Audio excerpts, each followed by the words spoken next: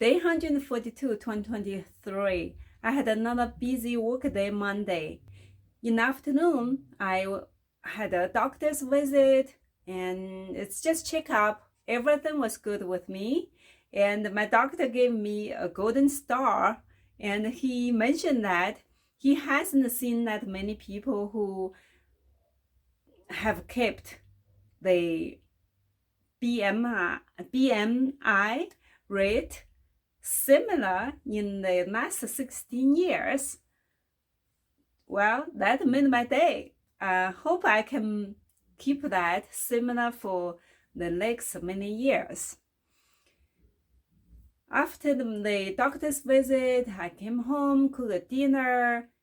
Then I attended my weekly pronunciation coaching part with a few of my classmates. After that, I worked a little overtime to just want to keep everything on top of each other, just want to stay on top of the things, and I don't want to leave anything unfinished. That's the good thing about being flexible. Of course, it also involves the boundary and work-life balance boundary, but I'm totally fine because I know my mental health is good.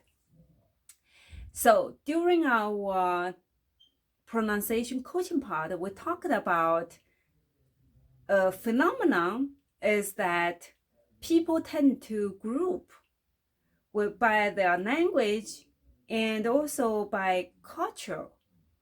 So it may not necessarily by racial or by skin color. Have you noticed that? I think it's good to have this awareness.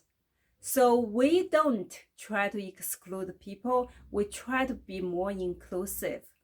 And having that realization, having that awareness can help us understand others better.